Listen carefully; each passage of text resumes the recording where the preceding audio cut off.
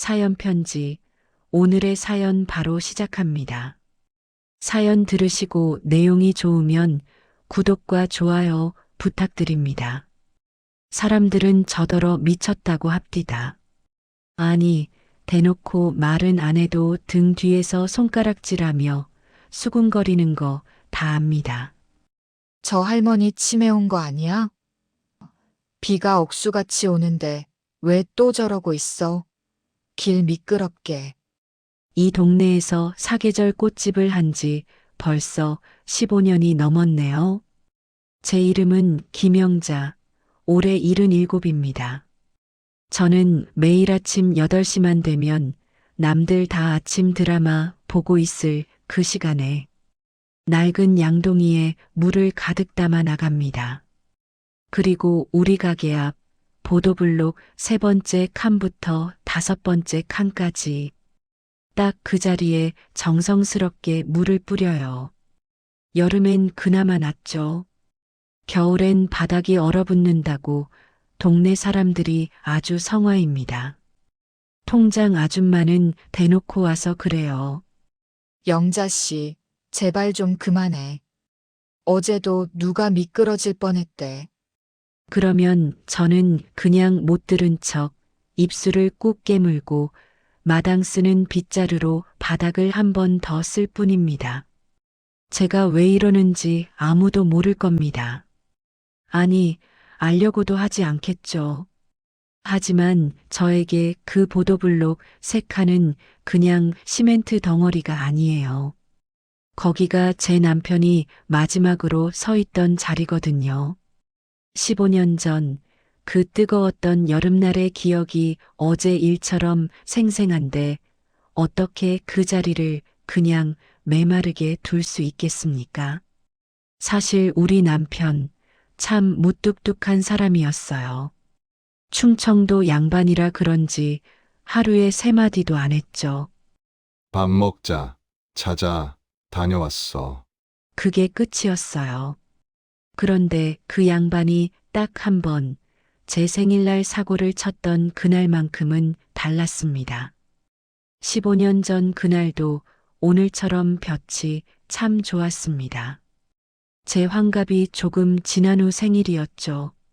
아침부터 남편이 웬일인지 콧노래를 흥얼거리며 출근을 하더라고요.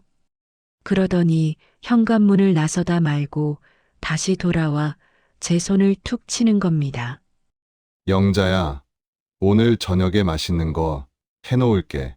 꽃집 일찍 닫고 들어와. 그게 마지막 인사가 될 줄 누가 알았겠어요. 저는 그저 웬일이랴.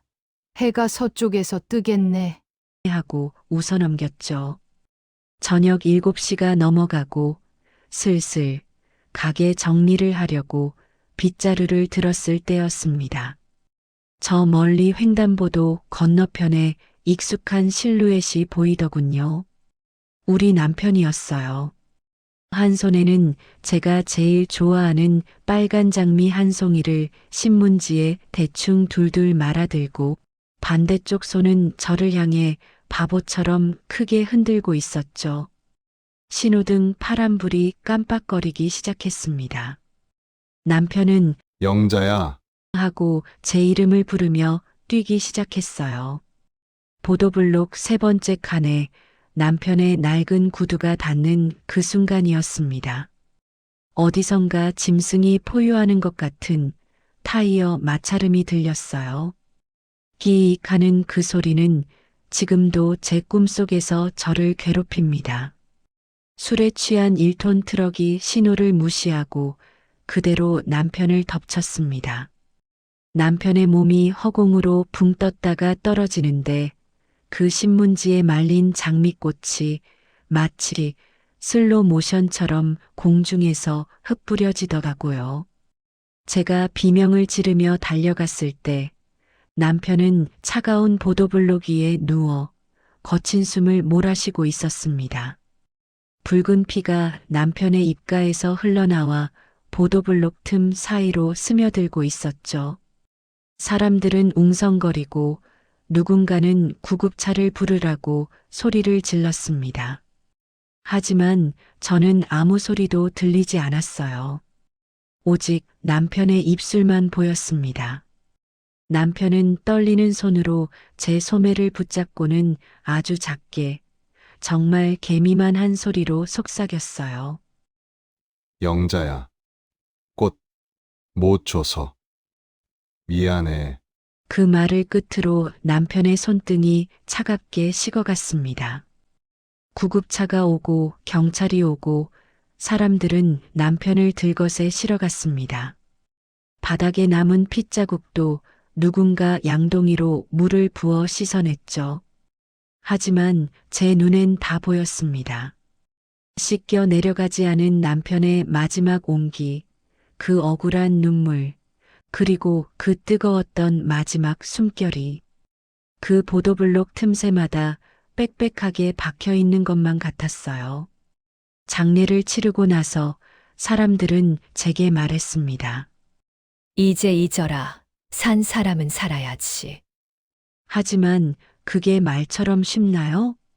가게 문을 열 때마다, 아니 문 밖을 내다볼 때마다 그 자리에 서 있던 남편의 마지막 모습이 헛것처럼 보였습니다. 어느 날 아침이었어요. 바람이 몹시 불고 먼지가 풀풀 날리는데 남편이 쓰러졌던 그 보도블록 위로 더러운 쓰레기들이 굴러다니는 걸 봤습니다. 가슴이 찢어지는 것 같더군요. 우리 남편 마지막 숨결이 닿은 곳인데 이렇게 더럽게 둘 순 없다 싶어 양동이에 물을 받아 나갔습니다. 바닥을 닦고 또 닦았습니다. 물을 뿌리고 빗자루로 쓸어내니 마음이 조금 진정되더라고요. 그때부터 제 일과가 시작된 겁니다. 매일 아침 8시 가게 문을 열고 사고가 났던 그 자리에 저는 어김없이 물을 들고 나갑니다. 남편의 발등을 씻겨주듯, 남편의 목마른 영혼에 물 한 모금 축여주듯 그렇게 물을 뿌렸습니다. 동네 사람들의 시선은 갈수록 차가워졌죠. 꽃집 장사는 뒷전이고 매일 길바닥에 물이나 뿌리고 있으니 오죽했겠어요. 영자 할매, 이제 그만 좀 해. 길 미끄러워서 사람 잡겠어. 동네 세탁소 박 씨가 소리를 지르면 저도 지지 않고 소리를 질렀습니다. 당신이 보태준 거 있어? 내 집 앞 내가 닦겠다는데 왜 난리야? 사실은 무서웠던 겁니다. 그 물을 뿌리지 않으면, 그래서 그 자리가 바짝 말라버리면 정말로 남편과의 마지막 연결고리가 끊어져 버릴까봐, 남편이 이 세상에 존재했다는 증거가 영영 사라져 버릴까봐 저는 그 미친 짓을 멈출 수가 없었던 거예요. 혼자 밥을 먹다가도 울고 잠들기 전에도 그 보도블록 생각만 했습니다. 자식들도 그래요. 엄마, 이제 그만하고 우리 집으로 들어와. 하지만 제가 여길 떠나면 누가 그 사람 마지막 자리를 지켜주겠습니까? 그렇게 15년이 흘렀습니다. 제 머리는 백발이 되었고 허리는 구부정해졌죠. 그러던 어느 날이었습니다. 평소처럼 물을 뿌리고 있는데 웬 젊은 청년 하나가 그 자리에 서 있더군요. 검은 양복을 반듯하게 차려입고 손에는 하얀 국화꽃 한 다발을 들고 말이죠. 처음엔 길 잃은 사람인 줄 알았습니다.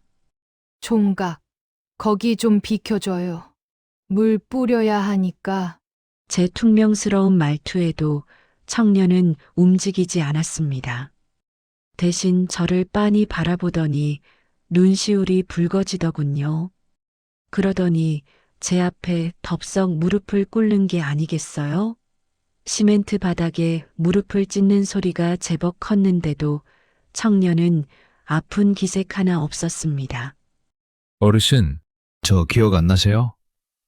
15년 전 그날 아저씨가 밀쳐주셨던 그 꼬마입니다. 순간 제 손에 들려있던 양동이가 바닥으로 떨어졌습니다.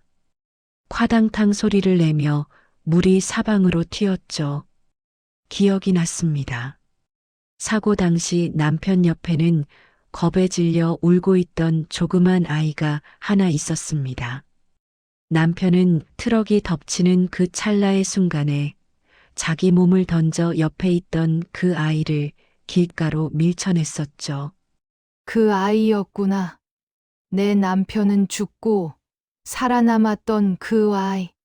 사실 저는 지난 15년 동안 그 아이를 원망하며 살았는지도 모릅니다. 왜 하필 내 남편이었나? 왜 저 아이 대신 우리 남편이 가야 했나 하고요.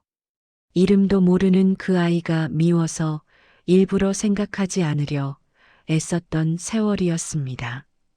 그런데 그 아이가 어느덧 늠름한 청년이 되어 제 남편이 죽은 그 자리에서 울고 있었습니다.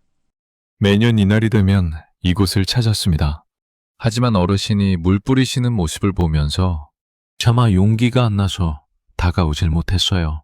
저를 얼마나 원망하실까 싶어서요. 죄송합니다. 정말 죄송합니다. 청년은 바닥에 고개를 떨구고 어깨를 들썩이며 오열했습니다. 그 모습을 보는데 참 이상하죠?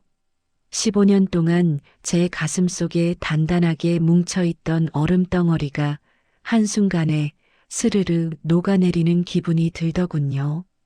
아, 내 남편이 남긴 건 핏자국만이 아니었구나. 이 아이의 생명이었고, 이 아이의 웃음이었고, 이 아이가 살아갈 미래였구나. 저는 떨리는 손으로 청년의 거친 어깨를 잡았습니다. 아니다. 네가 이렇게 잘 커줬는데 내가 왜 원망을 하겠니? 내 남편이 살린 목숨인데 네가 살아서 다행이다. 정말 다행이야. 그날 우리는 가게 안으로 들어와 한참을 울고 웃었습니다. 청년은 자기가 어떻게 공부해 왔는지, 지금은 어떤 일을 하는지, 그리고 얼마나 매일매일 남편에게 감사하며 살았는지 이야기해 줬습니다. 청년의 이야기를 듣고 있으니 왠지 남편이 옆에서 흐뭇하게 웃으며 거봐. 영자야, 내 선택이 맞았지? 하고 말하는 것 같았어요. 그날 처음으로 저는 양동이에 남은 물을 길가가 아닌 가게 옆 작은 화단에 뿌렸습니다. 남편이 생전에 그렇게 좋아했지만 정작 생일날 선물하지 못했던 그 빨간 장미들이 자라는 곳에요. 이제야 알 것 같았습니다. 남편은 그 보도블록에 갇혀 있는 게 아니라 이 청년의 삶 속에, 그리고 제가 가꾸는 이 꽃들 속에 살아있다는 것을요. 저는 그동안 죽은 남편만 붙잡고 있었지, 남편이 남기고 간 소중한 것들은 보지 못했던 겁니다. 오늘 아침 저는 더 이상 보도블록에 물을 뿌리지 않았습니다. 대신 그 자리에 작고 예쁜 분홍색 꽃화분 하나를 내놓았습니다. 지나가는 사람들이 발에 채이지 않게 조심스럽게 놓고 그 옆에 작게 글귀를 적어두었죠. 잠시 쉬어가세요.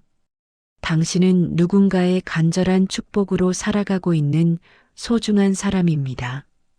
동네 세탁소 박 씨가 지나가다 멈춰서서 묻더군요. 어라, 영자 할매. 오늘은 물 안 뿌려? 제가 웃으며 대답했습니다. 이제 물 안 줘도 꽃이 피는 법을 알았거든. 시청자 여러분, 혹시 여러분도 과거의 아픈 기억에 갇혀 매일같이 마음의 눈물을 뿌리고 계시진 않나요?